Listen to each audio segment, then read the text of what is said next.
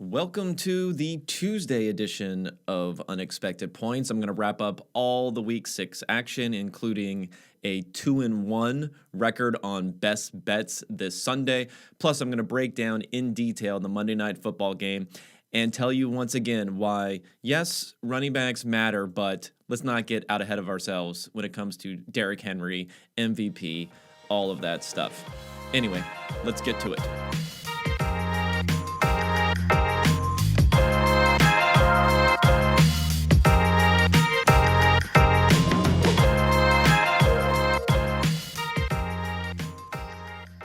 Welcome, everybody. So we are here for our Tuesday show, trying to get this out to you. I know it takes a little bit longer than some of the wrap-ups you may get elsewhere, but trying to provide a little bit of extra detail. And before we get into the goodness here, just want to hit again, everyone knows, promo code UNEXPECTED at PFF.com. You get 25% off any PFF subscription, so make sure you can hit that up. Promo code UNEXPECTED for the pod listeners. So first game we want to get into is going to be the Bills and Titans. Monday Night Football, very, very exciting game. I assume everyone enjoyed themselves watching that, although it started off a little bit fluky, I would say. Not exactly a great start to the game. As we saw that the Titans ended up winning 34-31. So let's get straight into the potential quote-unquote, and put quotes around controversial decisions at the end, because it's not really controversial at all if you go by the numbers, and that being the Bills' choice to go for it, 4th and 1, 3-yard line, less than one if you really look at it. 3-yard line, down by 3. Of course, they do not convert. Allen did not convert. You could go into, well, should he have gone to a different direction on the line, which is a possibility. I think the sneak was the right call. Would you have a play like that where it's less than a yard to gain? We're probably talking about a 70 to 75% chance of conversion, if not higher. So when you crunch all the numbers here, and I'm going to go by some different calculations, some of them that were given by people at the NFL showed it as being a 20-something% chance, a gain, I should say, by going for it versus not. I don't know if it's that high, but it's significant. And if you look at the numbers from Ben Baldwin and his bot, he had it as a 12% difference, where essentially there are two different keys here, right? You got to figure out what's your win probability if you attempt a field goal, and what's your win probability if you go for it. And then within those, there are different scenarios that play out, right, that calculate up into those numbers.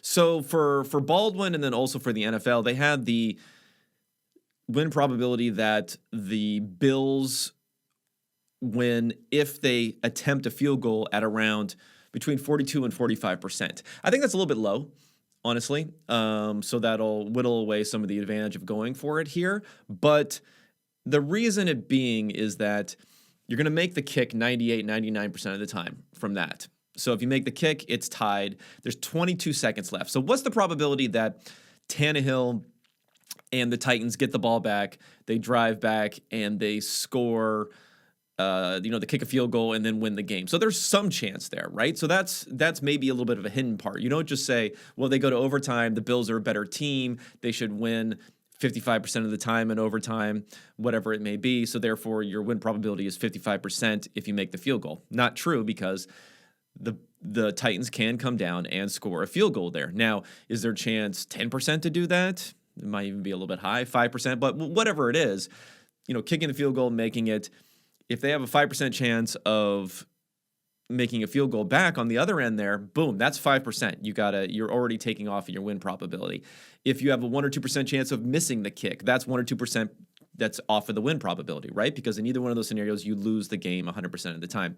So that's how you can think about the field goal attempt, is if you make it, it's probably still a 50-50 proposition. And that's kind of the key to the macro thinking of this, is that no one ever views the overtime in the proper context, and being that you're still going to overtime. It's still let's say a weighted coin flip, because you're the better team if you're the Bills. But how much better are you than the Titans on the road, right? You're the better team, but it's still a weighted coin flip. It's very dependent upon who gets the ball first, all that sort of stuff. It's not the same as winning the game. So going for it gives you a great chance of winning the game in regulation. So that's where you're getting all of that juice from, right?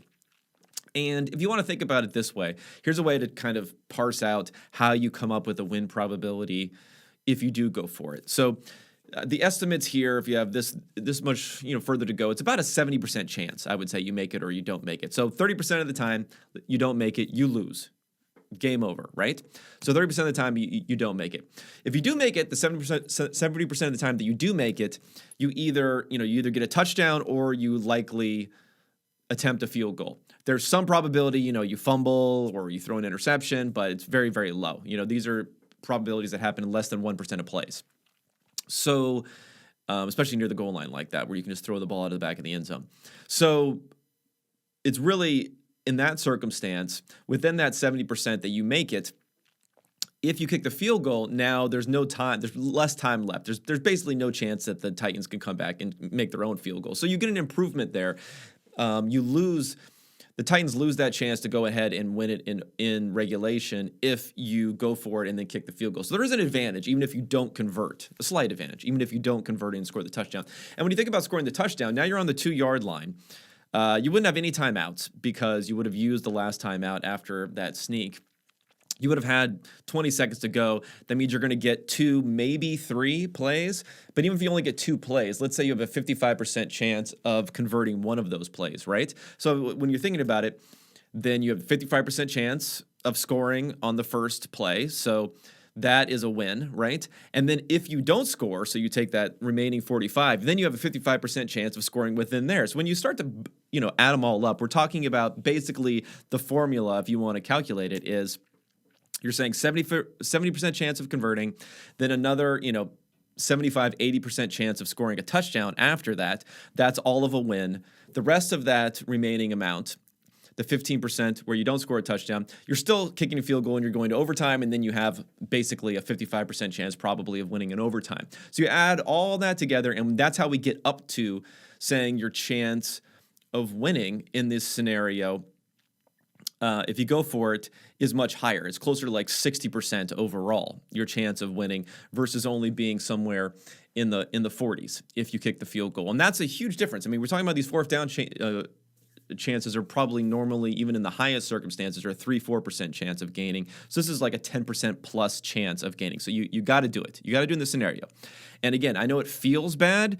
You're increasing the likelihood of losing immediately by going for it and not kicking the field goal. Kicking the field goal, it quote unquote extends the game. You're going to lose later, but you're not trying to, a loss is a loss. A loss immediately versus a loss in overtime is still a loss. So you should be trying to minimize the chance of losing, maximize the chance of winning, not giving more credit to a loss that comes later on than a loss that comes immediately. It doesn't make any difference, right? And again, that's part of the psychological factors that go into a lot of these things, and probably any second guessing that's going on of Sean McDermott on this one. But this was really, truly a no-brainer.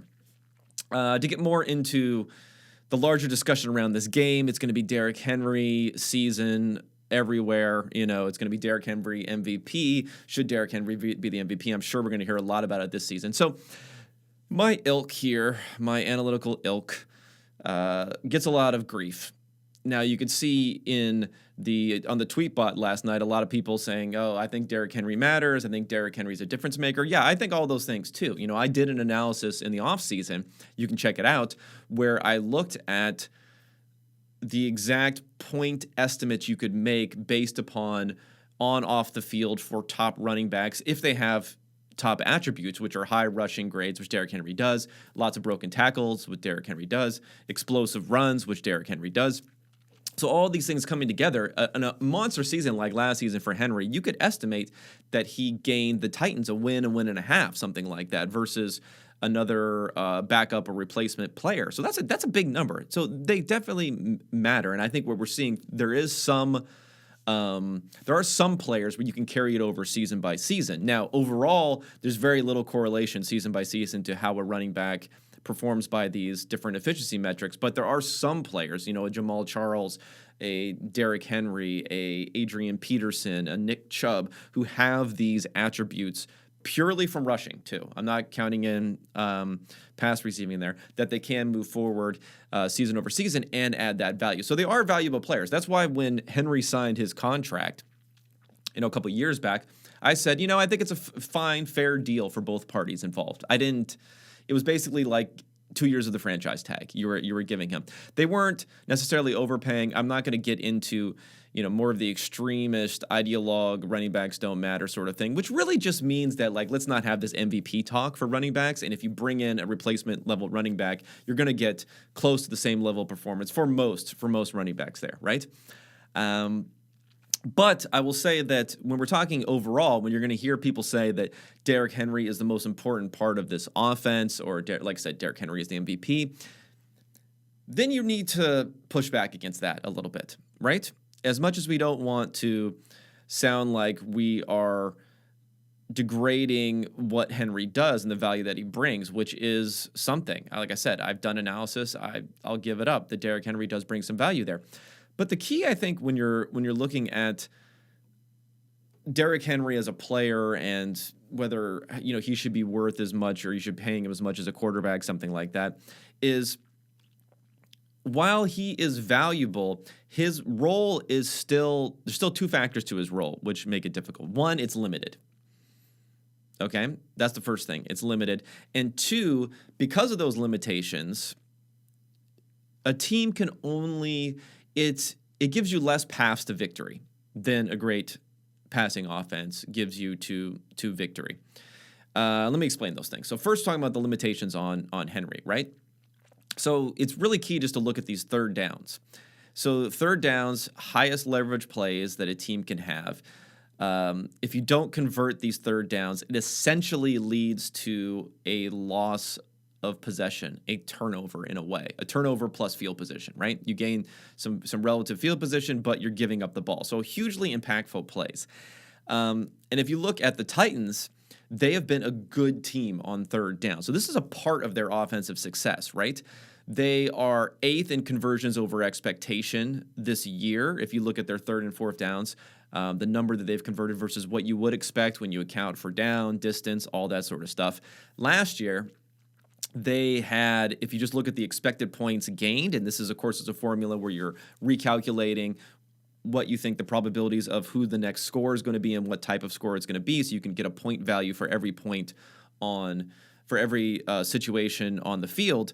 So if you look at all those different plays on third down, last season for the Titans, they gained about 28 expected points.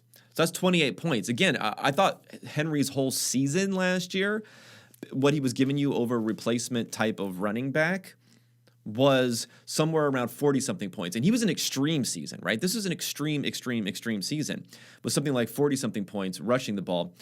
So I'm also saying now that just the Titans on third down alone were around 30 points. So that's a significant chunk of it. That's not giving anything to what they're doing on first or second down passing the ball, right? And the reason it's key here with Henry in particular, and it doesn't necessarily apply to this limited usage, it doesn't necessarily apply to Christian McCaffrey or some others, is that if you look at this season, the Titans have played 80 snaps on third down, right? Derrick Henry has only been in the game for 12 of those 80 snaps. He has 5 rushing attempts and 1 route run. That's it. Why is he so limited in his usage? Well, the Titans only ran the ball on 10 of their 80 third down plays this year. That's the key here. Derrick Henry is not great in the passing game, not great as a receiver. His value is largely on the ground, and teams, even the Titans, just don't run the ball on third down. They probably should run it a little bit more in third and short situations, honestly, but they don't. In fact, if you look at I calculated the pass percentages for the Titans versus the NFL as a whole for different distances to go on third down. So you'd think that the Titans might be running it a bit more. They have this fantastic running offense, converting this and that, but you don't really get much evidence of that. With 1 yard to go, the Titans do run it a little bit more than you'd expect. They're near 80% rushing the ball, whereas your average NFL team is only a little bit over 70%. So they do rush it a bit more in those 3rd and 1 situations. But if you take 3rd and 2, 3rd and 3, 3rd and 4, 3rd and 5, 3rd and 6, 3rd and 7, if we get all the way to 3rd and 8, by all of these down and distances, the Titans are actually at or maybe even slightly higher pass percentage, right? So like I said, the Titans are running it 80% of the time on 3rd and 1. On 3rd and 2, they're passing it 70% of the time. It's a huge flip. On 3rd and 3, they're passing it almost 85% of the time. On 3rd and 4, so it's only 4 yards to go. This is not like a huge amount to go, right? They're passing it about 96% of the time. And it gets up to close to, over 95% for the rest of the way here. The only time where it starts dipping back down again is once you get to 12, 13 yards to go. They're willing to just kind of give up and run the ball more often in those circumstances. They'll run it maybe a third of the time in those circumstances. So again, even the Titans, and this is what you have to think about when you're talking about the rushing game, in the most important downs, even the Titans not using Derrick Henry, and even once we get to 2nd and 2, we're passing the ball 70% of the time. 3rd and 2, we're passing the ball 70% of the time. 3rd and 3, we're passing the ball 85% of the time. Really huge numbers. This goes into the part where I was mentioning that you just can't have a functioning offense if your pass game is awful and your run game is good, but you can do the reverse. If you look at this game last night, right? If we look at this game of the Bills-Titans, it was a back and forth. It was a very close game. Both teams were scoring a lot of points, had efficient offenses. Well, the efficiency of the running game for the Bills was awful. Okay, they had negative 0.3 EPA per play. They were only successful. They were only gaining EPA on 30% of their plays, right? But in the passing game, they were positive 0.3 when dropping back to pass, right? So big numbers there, big differential. You can still be in a game, in a shootout, in a game where the other offense is rolling, if you have an awful running game and a good passing game, right? So you can win in that scenario. If your running game isn't going well, you can still win. If your defense isn't playing well, you can still put up the points to win if you have a great passing offense. Now, the reverse, if you're going to have a game, let's say, where the rushing attack was gaining 0.3 and the passing attack was losing 0.3, you're just not going to win in that circumstance because you can't get up to the pass percentages. You can't get up run percentage-wise where you get in a pass percentage. You can have plenty of games where NFL teams will pass it 80% of the time, 85% of the time, very high percentage to mitigate the downside if they're having a poor running game. You're not going to find games where teams are running it 85% of the time unless other things are happening, like you're getting a couple of lucky third down conversions, you're getting a defense that's playing extremely well, and that's probably the number one thing, is that you can just grind out a game. But it's contingent on that, right? It's contingent on these other things happening. It's not something in and of itself that can win a game. So I know I don't want to belabor the point here about the running and the value and everything else, but Derrick Henry, very, very valuable, but limited. And that's the key. It's that limitation that does not apply to the passing game that makes it a big difference here. Now going forward, I think what we're going to find here, you're going to have one of these interesting things when we're talking about power rankings and other stuff. Now that Buffalo has lost a couple of games because they lost the first game to the Steelers and they lost this game. Now you're going to find them dropping from potentially being first in power rankings, right, to much lower. You have the Cardinals up in everyone's power rankings. I mean, the Bills are still a great team. It's always one of these weird things where like they don't convert a sneak near the end of the game, and then because of that, one play, which they should have converted, which would have given them a very good chance of winning the game. Because of that one play, we're going to say now they're the third best team in the NFL, fourth best team in the NFL, instead of the best team in the NFL, which seems kind of ridiculous. I don't know if I necessarily see them as the best team. I probably still put the Bucs there, but they definitely should still be in the top two. And teams like the Cardinals probably still have a little bit more prove it to go to get there. Okay, let's get into the rest of the weekend's action, Sunday action. And we're going to start with, it's hard to find games that are like really close, but I'm going to start with bigger name games with a lot at stake. And I think that the Chargers at the Ravens probably had as much at stake as any game that we saw this weekend. The Ravens won the game 34-6. It was a blowout. Baltimore closed at -3. Now, on this podcast, we booked this at 2.5. That was one of my best bets for the weekend. So props to me. Winner, winner, chicken dinner there. And What happened in this game? Well, what's interesting is when I look back at the numbers afterwards, because I was watching it, one eye on it when it was on Red Zone. I was, it was in the background when I was watching. I wasn't paying a great deal of attention to it. My impression would have been that Lamar Jackson played a lot better than he actually did in this one. Not that he played poorly, right? But the defense played so well, and the running game got going. And that's something I highlighted in the preview for this, was that the Ravens had not been rushing the ball well. They were mid-league rushing offense, if you look at design runs so far this year.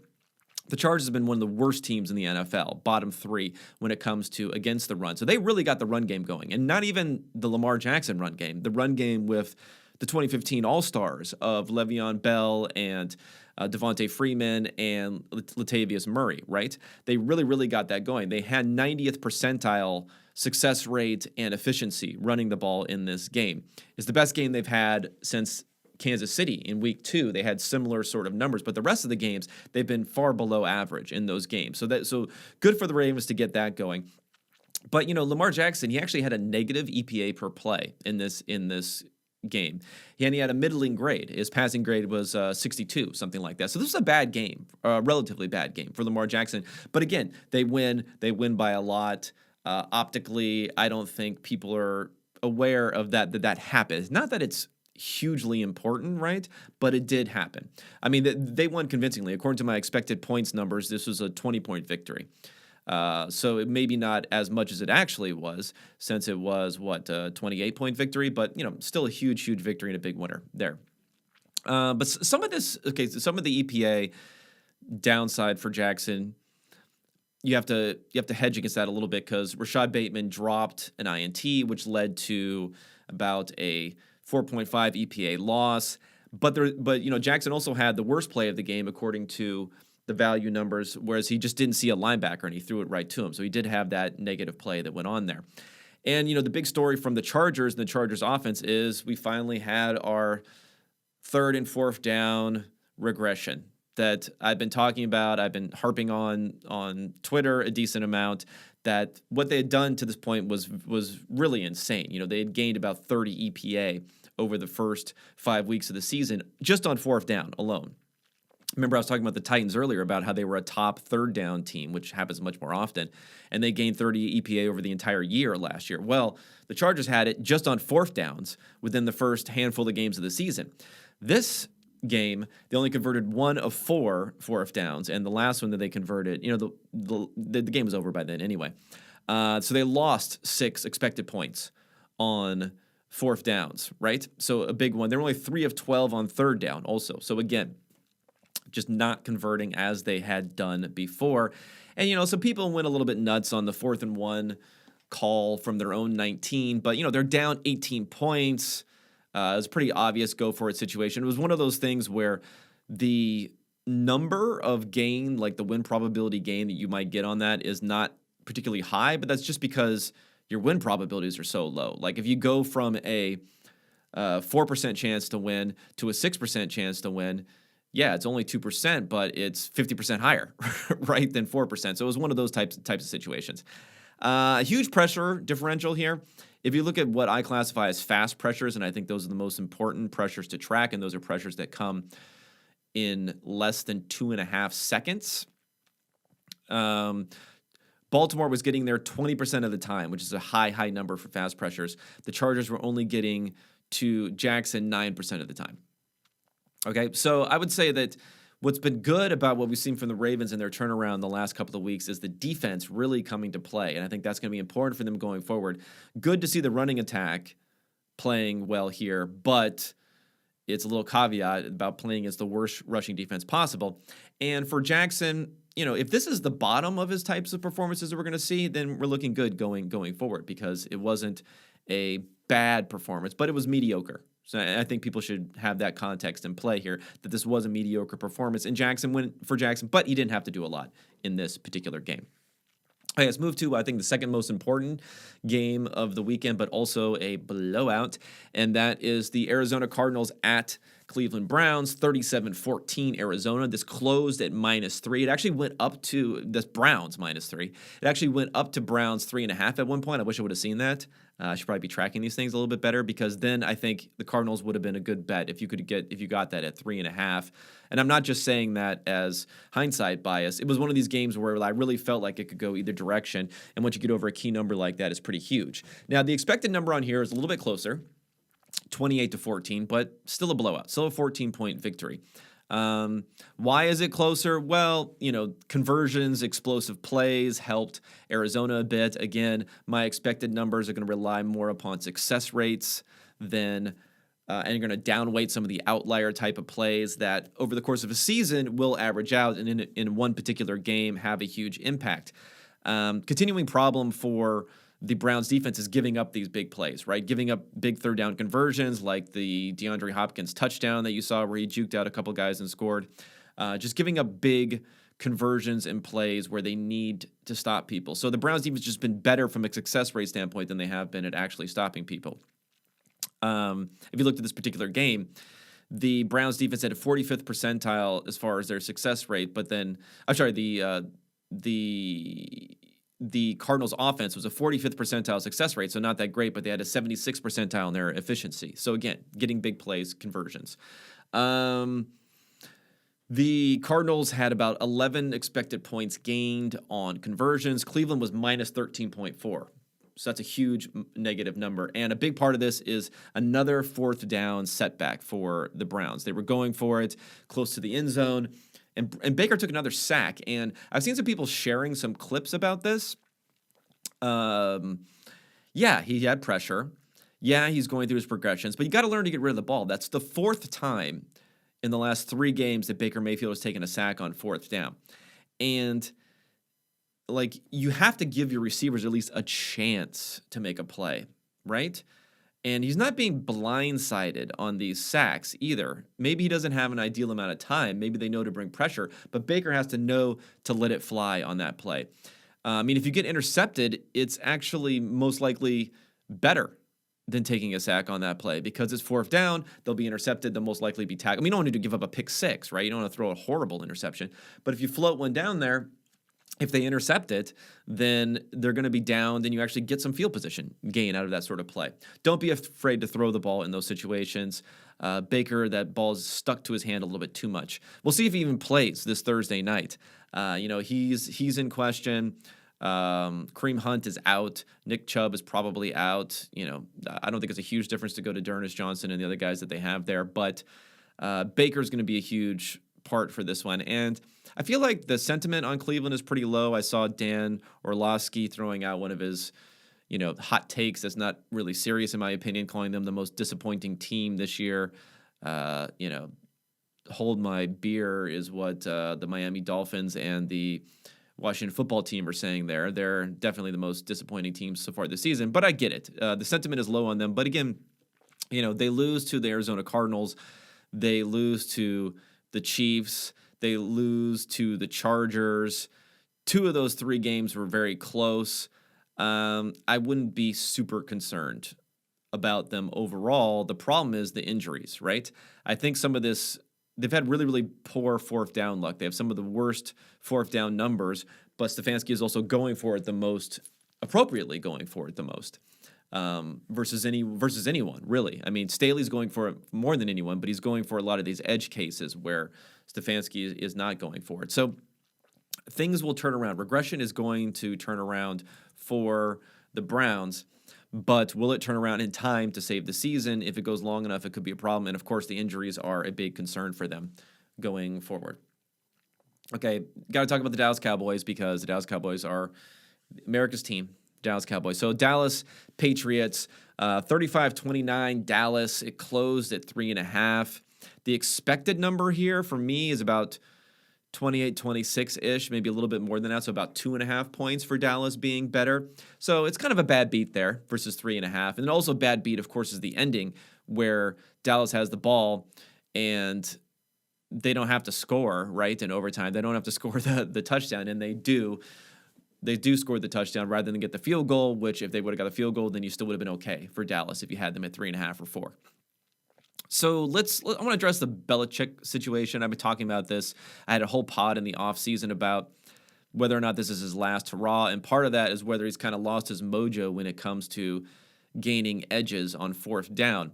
Friend of the pod, Mina Kimes, on the NFL show on ESPN, had a clip shared on that talking about how he needs to be going for it more often. Of course, everyone's jumping all over her for various reasons, whether it be thinking she's a nerd about fourth downs, or she doesn't know what she's talking about, she never played the game, or she's a woman, all that sort of stuff.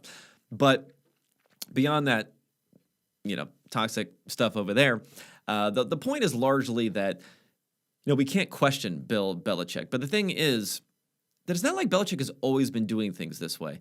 Definitely through 2011, and then in some years after that, he was at the forefront for going for it, right? And part of that was that the league was behind. So just by being somewhat forward-looking, even if you're a middle-of-the-league team right now with your go-forward over-expectation on fourth down, you would have been near the top of the league back then. So that's part of it.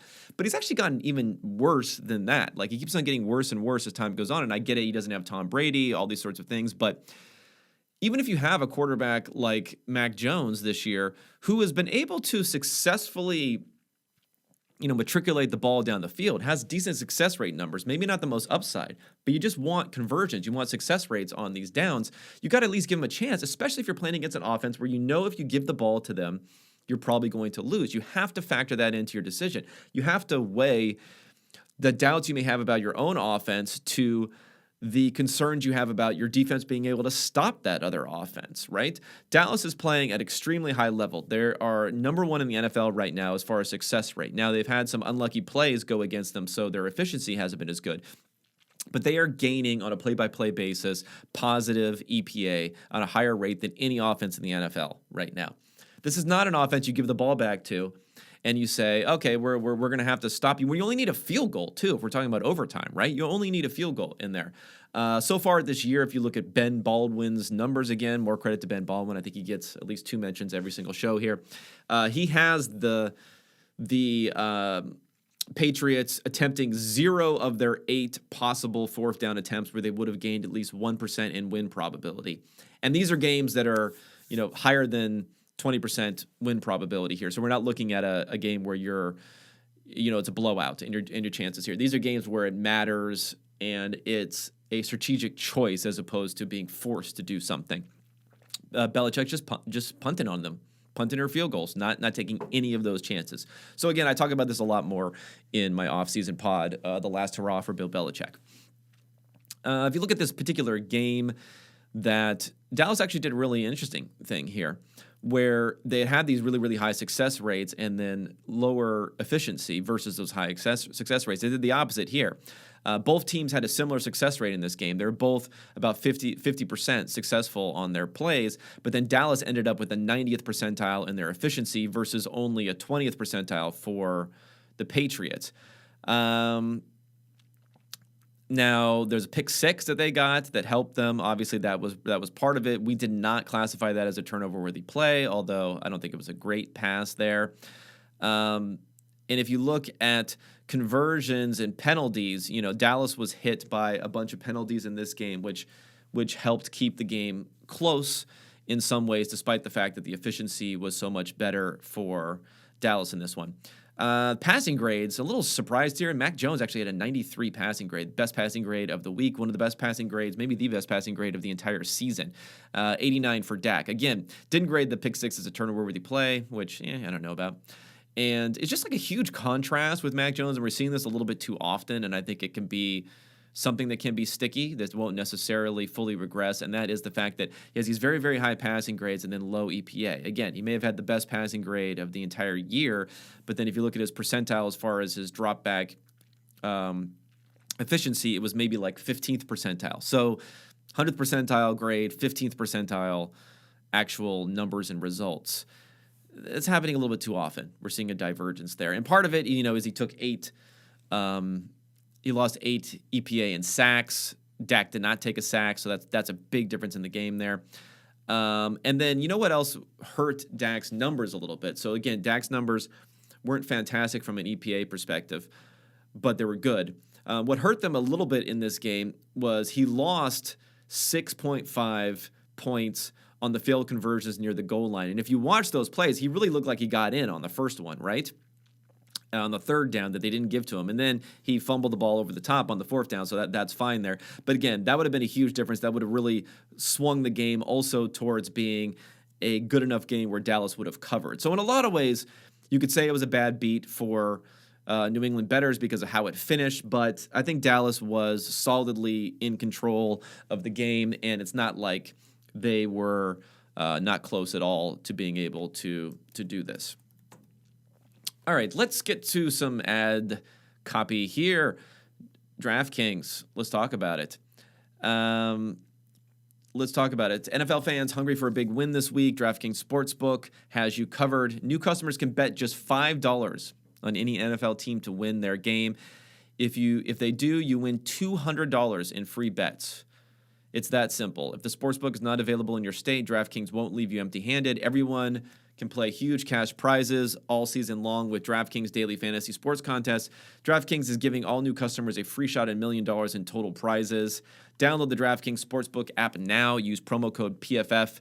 Bet just $5 and win $200 in free bets. Promo code PFF at DraftKings Sportsbook. Must be 21 or older. New Jersey, Indiana, or Pennsylvania only. New customers only. Minimum $5 deposit and $1 wagered. One per customer. Restrictions apply. See DraftKings.com/sportsbook for details. Gambling problem, 1-800-GAMBLER. And also Western and Southern, sponsor of the pod. Whether it's football success or financial savvy, the right questions help set the stage for winning strategies. Western and Southern is teaming up with PFF's very own Chris Collinsworth, the boss man, to share insights that can help you get ahead on both your fantasy and financial scoreboards. Want to hear about Chris's old playing days or behind the scenes with Al on Sunday Night Football? How about a need to know for your financial future? Now you can ask about either or both. And every football or financial question you ask earns you a chance to win a catered party for February's big game. Check out the Chris Collinsworth podcast and Western and Southern's Instagram for answers to the best questions each week. Submit your questions at westernandsouthern.com/askchris. That's CRIS, by the way, for Chris. One more time, that is westernandsouthern.com/askchris. If you are watching on YouTube, check out the link in the description below. Remember, with Western and Southern, you can rest assured on game day. Okay, might as well get this one out of the way because it was a loss for us, for our one loss on Sunday for the best bets. That was the Rams at the Giants, 38-11. The Rams win. It closed at 7.5, which is actually down from when I told you to bet it at 10. So some of that might have been Daniel Jones getting healthy. I think some of it, some other stuff. So actually some closing line value there. Didn't matter. Big loss here. And the expected number on this was 32.5 to 8. So huge expected loss. You know, early in the game, I was actually hoping that I might be able to build a case for why this game was closer than it looked because of the fact that, the Giants didn't convert a 4th and 1. They didn't convert a 3rd and 1. The Rams did convert a 4th and 2 near the end zone, but then the pylon just started happening. It's like, what's the point? I can't talk anything on this. It was a disgusting game, disgusting loss, disgusting bet. So it kind of seemed like Daniel Jones had been storing up all of his bad plays for this one game. Going into this game, as I had mentioned last week on the preview, he had a better passing grade than Matthew Stafford. He had really cut down on the turnover-worthy plays. In this game, turnover-worthy plays all over the place. He had a sack fumble. He did have an INT where Shepard fell down, so that one didn't count. But still, he had another INT. Other than that, he had about -16 expected points in interceptions here. Stafford wasn't that great, though, in this game, which is interesting. He only had a 65 grade. He had 2 turnover-worthy plays. So, again, it's one of those ones where, in a similar way to the Jackson performance, although I think it was a little bit better than Jackson, it kind of gets hidden here with the fact that the Rams win. They win big. Matthew Stafford, you see the highlights, you see the passes to Cooper Kupp. You might be thinking, Stafford had an excellent game. It was an excellent game. It was an okay game. If you look at Daniel Jones, just to get a picture around how poor of a game this was, it was the 4th lowest grade we've had for any game for a quarterback this year, and it was the 7th lowest game in terms of EPA efficiency on the season for any quarterback. So awful game there. The Giants had a 0% fast pressure rate against the Rams offensive line. This Rams offensive line is really coming to play right now so far this season. So they didn't get a single pressure on Matthew Stafford in less than 2.5 seconds. So the Rams offense, they weren't really tested by the defense here because of that. Those turnover-worthy plays didn't really hurt them as much as you would have thought for Stafford. And of course, the Giants offense couldn't get anything going. They also lost Kadarius Toney early in that game. I don't know if he'll be back for this week, but he was the one guy who looked like he was doing something. Maybe Kenny Golladay will be back, and they'll have a better complement of receivers for this game. But I guess we should have known this was coming for the Giants eventually. When you're a 10-point dog, at least when I booked them last week at home, this is within the range of outcomes. So it happens. We're not happy about the process here, but getting some closing line value and then losing, hey, that's the way it goes. Okay, Packers, Bears, 24-14 Packers, 5.5 was the close on this one. The expected number was 31-24, so 7 points, so a little bit tighter, but still leaning towards the Bears. Leaning towards the Packers being the correct play here. So the Bears needed 2 things to win that we discussed here, and they actually got both of them. They got both of what they needed. So I don't think the Bears were actually that bad of a bet in this particular game. They got both the things they needed. They needed the running game to work against a poor Packers rush defense. That happened. They were in the 80th, 90th percentile in their success rate and their efficiency running the ball.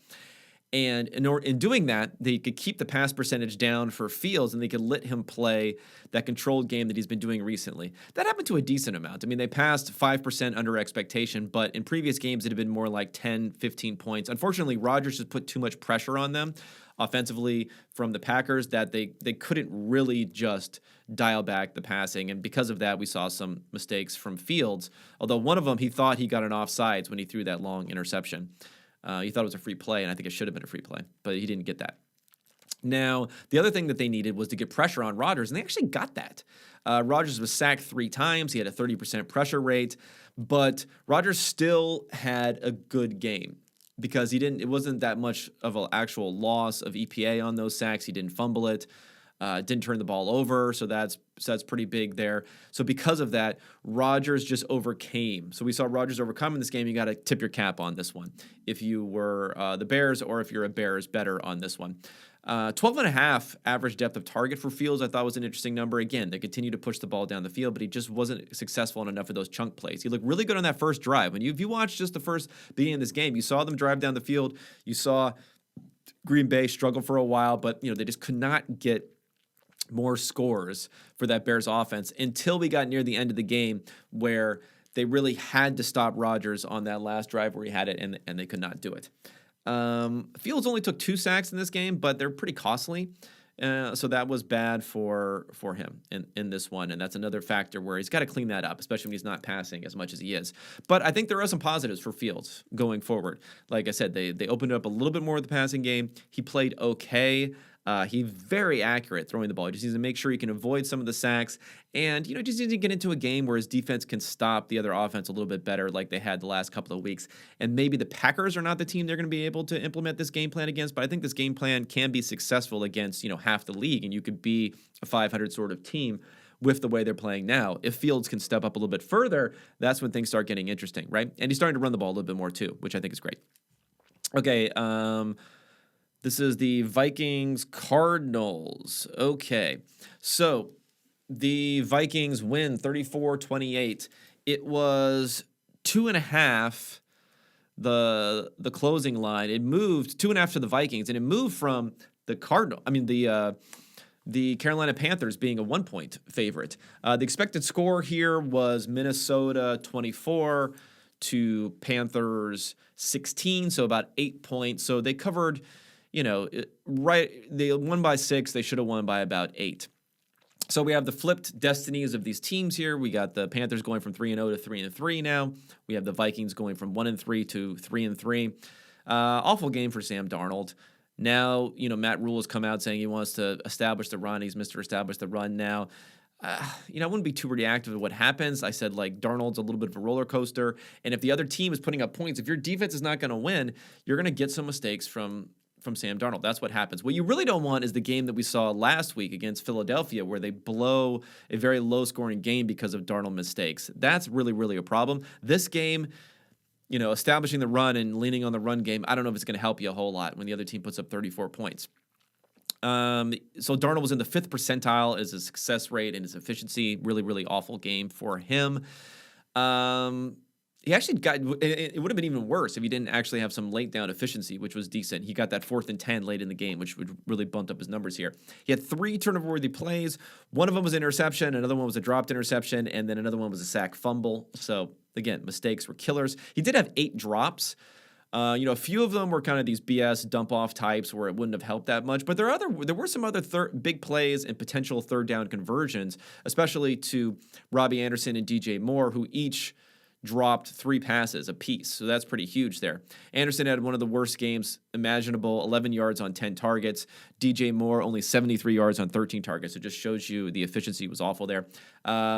Carolina, no pressure on Cousins. That's what you need to get. Only a 19% pressure rate, 0 sacks. Cousins, again, 76th grade, 3rd highest passing grade on the season behind Brady and the injured Russell Wilson. Hey, keeps on coming to play. I know they're ugly games like we saw against the Browns, but he also has these sorts of games. So you take the good and the bad with what you're getting from Cousins, and this is a team that could get to the playoffs, definitely could get to the playoffs now that they're up to 500. They have the pieces, I think, across the board here. And for the Panthers, we're probably still looking at a year away. And the problem with the Panthers, you're building all these pieces around what could be a faulty main cog here in Sam Darnold, right? You could have Justin Fields there instead, obviously, instead of the cornerback that they picked. So it'll just be interesting to see whether or not they double down on Darnold going into next year and continue to build around him if they have the chance somehow to make a play there. Now, the story is they did try to trade for Matthew Stafford. So they tried to trade that pick, but either Stafford didn't want to go there or the Lions liked the compensation package from the Rams a bit more. I think it was more that Stafford didn't want to go there, and they were respecting that request. Okay, Bengals, Detroit. 3.5 was the close. Bengals win 34-11. The expected was 30-6, so it was a wipeout. Everything's gone wrong for Detroit. We saw my man Dan Campbell. Dan Campbell, I think I'm going to uncancel him. I'm going to officially uncancel Dan Campbell. Even though he kicked a field goal in this game late to give him the first 3 points, which was annoying me because I had the Bengals defense in fantasy in my home league. Even though he did that, he's been going for some 4th downs. I feel bad for him for everything that's happening there. I feel like he's getting this team ready to play, but they're just not getting the late downs. They're not able to convert those. Insane conversion EPA here for the Bengals, too. They had about 17.5 EPA that they gained on 3rd and 4th down conversions. They had the 4th and 1, 40-yard touchdown to Joe Mixon. They had a 3rd and 5. That was a 24-yard touchdown to Chris Evans where he dived out, laid out for the ball on that wheel route. They also got a 53-yard play to, another big play as usual to Jamar Chase for 53 yards on a 3rd down. So tons of plays there. I feel a little bad for Dan Campbell, so we're going to uncancel Dan Campbell. He's actually been going for some 4th downs too, which I appreciate there. And I like him. I actually think he's a good guy potentially going forward for this team. What are they going to do at quarterback? That, of course, is going to be the issue. If they would have taken that trade from, we just talked about them on the Panthers on the other side. If they would have taken that Panthers trade, hey, they could have had Justin Fields or Mac Jones there right now. One other thing about Chase, amazing play so far. He has 7 catches this season where he's gained at least 3 expected points. No one else has more than 5. So he's just been the big play specialty, especially in clutch situations there. I think people are getting maybe a little bit too excited about the Bengals right now. I know they're 4-2, they're leading the division, all that sort of stuff. I'd slow my roll a little bit on them right now. Although they can't prove themselves going forward. It's just this is probably not the game where you really prove that much against the Lions. Although beating down a bad team is something. All right, we got another winner here. Winner, chicken dinner. We have the Vegas Raiders at the Denver Broncos. I had this as a best bet at, where do we have it at? Plus 3.5. Wow, actually went up to 5.5. So of course, 5.5, between 5.5 and 3.5, you're not crossing any key numbers, so it's not that big of a deal. But we did not have closing line value on that one, but we still won. The expected number here was 29-20, so it was a little bit close. It was a little bit closer, but about the same. This is never really in doubt, though. If you watch the game here, the Broncos got killed by turnovers, although some of those turnovers were late in the game. And Carr was really lights out in this particular game. He had a 90 grade, 12 yards per attempt, got everyone involved, 6 different receivers with at least 30 yards receiving, including getting Henry Ruggs involved, getting Edwards involved, getting Darren Waller involved. Everyone was really contributing to this game here, and I think that's important for how they're going to play. And what's weird about the Broncos is they were getting a lot of pressure, but now I'm starting to wonder, was that pressure was caused by, quarterbacks owning that they played early in the season, some of the poor quarterbacks that they played early in the season? Because Von Miller, and they're just not getting enough pressure. I mean, they had 2 official sacks in this game, but they were not real sacks. There were plays where Carr scrambled out and then just ran out of bounds and either was a 0 gain, or which they actually credit as a sack, which is weird, or lost 1 yard. So they had 2 sacks, but there was only 1 yard lost on those plays.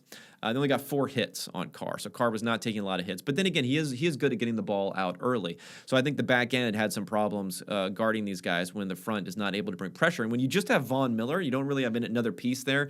It could be a continuing issue for Denver going forward, although I'm a little bit more positive on the offense, and I think that you've gotten kind of this upside-downside where the true value of Teddy Bridgewater in this offense is more like a middle-of-the-road offense, and I think it can settle in that sort of area. Just getting less pressure from the defensive front than you would have hoped, and that's what you're hoping for those first few games where you're beating up on guys like Zach Wilson. Okay, Chiefs versus the Washington football team, 31-13. They were 6.5-point favorite. And the expected score here was 27-18. So what is that here? I'm going to do my fast math. That's 9-point differential. So easily over the number, but not as big of a game as you saw here. More mistakes offensively for the Chiefs, right? And there's a little bit of some of the craziest things I'd ever seen in halftime, where you had spot track, spot rack, whatever you call them, the contract website, which, guys, go to overthecap.com. Don't go to them. But anyway, they're tweeting out the Patrick Mahomes contract and how much was left midway through this game after he'd thrown a couple of interceptions, his 8th interception on the season after only throwing 6 the year before. That was a weird one. I don't know if it was trying to imply something about the fact that he had so much guaranteed money and he's going to average 40-something million a year, as if that was a bad contract going forward, but that one got jumped on. We had another one, Dove. Is his name Dove? Dove Kleiman? I don't follow him. But I was alerted to this by listening to the Around the NFL pod, where Greg Rosenthal mentioned that someone said, has the NFL figured out Patrick Mahomes? And I had to figure out who this was, right? Like, who said this? So I looked it up, and it was him. And he's kind of one of these aggregator of other people's takes. And some reason he really hates Patrick Mahomes. I think it's because he loves Brady or something. So that was probably the worst take, maybe ever, but definitely of the weekend. And even worse than that is people are actually sharing this as if they agreed with it. Has the NFL figured out Patrick Mahomes?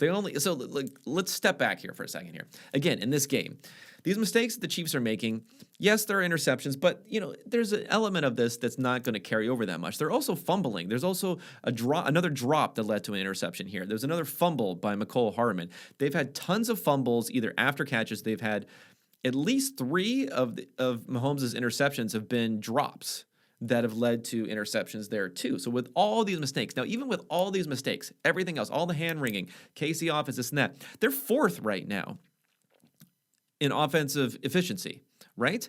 They're 2nd in passing efficiency right now, below only the Rams. This is we're talking about guys being figured out when they're 2nd in passing efficiency, right? It's insane. And if you take out the interceptions and fumbles for everyone, now I know you can't take out the interceptions, but I'm just going to do it just to kind of give you a baseline for an offense which, shouldn't be turning the ball over more than average going forward, right? They're not like a high turnover offense generally going forward. If you take all that out, they're number 1 by far in EPA per play in efficiency, and they're number 2 in their success rate, below the Cowboys, which have a very, very good number. And like I said, no one's close to them in their efficiency. The Cardinals are second, and there's a big gap down. So this is still the best offense in the NFL going forward. If you're going to project who's going to be the best offense going forward, yet there's like hand-wringing going on. It's the weirdest thing. Even though they won this game, power rankings are probably not going to give them too much of a benefit this week. So I'm fading all of that noise, of course. One thing about Heinicke, no sacks. They did not sack Heinicke, so still a little bit of problem on defense there.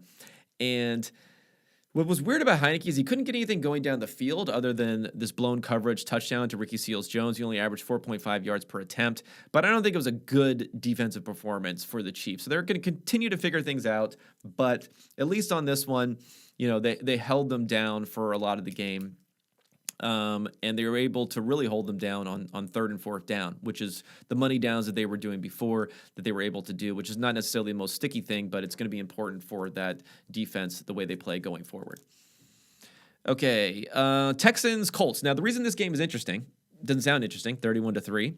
The Colts closed at an 11-point favorite, but my expected score actually has this only being about an 8-point victory, which is weird because it actually puts us as one of the bad beats. The worst one here would be of Sunday. This is not as bad as the Tampa Bay beat that we took when we had Tampa Bay as our best bet on Thursday night last week. But as far as Sunday, this is actually the worst one, which is strange. And the reason is the game was relatively close into the third quarter. Okay, so the final score doesn't really kind of betrays the fact that it was 10-3 in the third quarter. The success rates for both teams are roughly equal, right? They're both kind of like 20th percentile type of success rates, but the efficiencies were diametrically opposed, right? The Colts had a 90-something percentile in their efficiency, and then the Texans were only 26%. Now, I don't want to read too much into it because the possibility for a team to give up a bunch of explosive plays and make a bunch of mistakes on offense, the Texans are going to be right up there, right? So this formula that I'm doing for expected scores, maybe it doesn't properly reflect the fact that the Texans, as that bad of a team, have a higher than normal chance of just giving up a lot of big, bad plays, right? But look at these plays for the Colts, right? This explosive offense, which you're not gonna get these going forward on a regular basis. They had an 83-yard run from Jonathan Taylor. They had a 51-yard touchdown pass to Paris Campbell, which happened on 3rd and 3. And Paris Campbell is now injured, which is kind of a big injury because Wentz really needed someone to stretch the field. And I think you are seeing Wentz start to come alive with someone who can stretch the field there. But T.Y. Hilton is back. He had a 52-yard completion. They had a 28-yard touchdown to Mo Alley-Cox. No turnovers. That's another reason that they're getting such good efficiency is Wentz continues to not turn the ball over. He has one turnover-worthy play this entire season. The worst play in EPA they had the entire game was a negative 1.8. So that's like really good. That's like, sacks or more than that, right? So he didn't have anything on any play even as bad as a sack. Even though they weren't being successful, they limited the downside. They weren't being successful on a sustained basis by success rate. They limited the downside, big upside. Not necessarily limiting the downside is a more sustainable thing than getting the upside, but it's an interesting formula if the defense can play well and if T.Y. Hilton can continue to stay healthy. They need T.Y. Hilton to stay healthy. We saw this with Wentz in the past where when they lost downfield threats, whether it was Deshaun Jackson, whether it was Torrey Smith, that his play kind of plummeted. Like he really needs to have that downfield option to open things up in the way that he likes to play because he likes to extend things, and he's not necessarily the most accurate on throwing into tight windows, but he can be fairly accurate throwing down the field. Of course, there's a ton of mistakes from the Texans, 16 points lost in turnovers. And, Wentz, creeping up to respectability this year. He's about mid-grade in his efficiency by EPA. He's 11th in passing grade, better than Matthew Stafford, better than Aaron Rodgers so far this season. So, and that's without having a lot, his blocking was not doing that well. Even though he's holding the ball a little bit too long, the blocking was not doing too well earlier this year. The receiving weapons, who did you have out there? Zach Pascal and Michael Pittman and Mo Alley-Cox, now they're getting T.Y. Hilton back. Would have been really nice to have Paris Campbell back, but they lost him. So, he has some excuses. Obviously, he had the injuries and that sort of stuff, but that's almost an ongoing thing with him, so we can't give him too much on that. But he had some excuses built in there, so we'll be a little bit more generous to him. A couple more to close out, but before we do that, let's talk about Manscaped. So Manscaped is a sponsor of the pod. It's football season. You know what it means. We're going to here with Manscaped. We're blitzing through hairs. It's never been easier, and it's time for you to join the 2 million men worldwide who trust Manscaped using code PFF at manscaped.com for 20% off and free shipping. Let's talk about the brand new Lawnmower 4.0. Take your defense to the next level. This is the 4th generation trimmer. Features a cutting-edge ceramic blade, reduced grooming accidents. It's got the light. It's got waterproof. You can do it no matter what. Inside, outside, camping, in a high-rise hotel, everywhere. You're scaping all over the place. 20% off, free shipping with code PFF at manscaped.com. That's 20% off with free shipping at manscaped.com. Use code PFF. All right, the last couple of games here. Seattle, Pittsburgh. I'm going to cop to the fact that I did not stay up to watch this. Pittsburgh wins 30-23. We had this as basically being about an even game according to my expected scores. So, Pittsburgh is a 5.5-point favorite. Was kind of a little bit of a bad beat here for Seattle. They had about the same success rate. It was really late downs, right? The Seattle just could not convert. 3 of 12 on 3rd and 4th down. They lost 13 EPA, 5 sacks, 4.1 ADOT for Geno. So just really, really ugly there. I mean, I don't have a whole lot to mention here. This was a game that had some weird plays, obviously, there at the end. It was a game that Pittsburgh had to win against Seattle, and things are going to look rough for Seattle going forward. I mean, we'll see if they approach Cam Newton, the newly vaccinated Cam Newton, in I think he would be a good option. And I think, can you imagine Pete Carroll, being able to bring Cam Newton in and just, run the ball constantly? How excited he's going to be about doing that? So that's a definite possibility, and we'll see if it ends up happening. I would not completely fade the possibility that that does happen. And the last game of the week, I'm going to London for this one. The Miami Dolphins, unofficially at the Jacksonville Jaguars. Well, the Jaguars are kind of like the team there, right? So the Jags win on that last-second field goal. It was basically the Jags, according to my numbers, were a couple of points better. So actually, it was about even. So it was one of those things where the Jags winning is maybe a little bit lucky, but the Dolphins covering, which I thought they could do, was not that great. I mean, there's not a whole lot to say here other than Miami's in major, major trouble. Again, I think they are the most disappointing team in the NFL. They do not have their first-round pick, and now they are 1-5. They lost the Jaguars. They lost a bunch of awful teams so far this year. Their one win, week 1 against the Patriots, was a game that, according to my game grades, they should have lost. They actually should have lost that game. Their schedule, as I mentioned, gets easier, but they didn't even win this game. Their schedule is going to be the easiest schedule going forward, but it was supposed to start with Jacksonville, which was going to help that ease of schedule, and they did not win that game. So it's still going to be easy going forward, but things are going to get a little bit more hectic here. The Jaguars, not much to say about them. I'm kind of hoping that they don't mess around here and win some games and save Urban Meyer's job, but that could end up happening, so we shall see. Follow me on Twitter, Kevin Cole PFF, if I post something about Thursday night. As of right now, no play on that game. Obviously, we don't know about Mayfield or anything else, but if I could post a play there or in the comments on YouTube for this video, appreciate the likes that I'm seeing in YouTube. Appreciate the commentary that we're getting here. I like to respond to the comments on there, so go ahead and leave some comments there. And I also appreciate one last pitch for unexpected promo code at PFF for 25% off. Thanks, everybody, for the Tuesday edition. I'll be back at you at Friday. Until then, good luck and have a great week.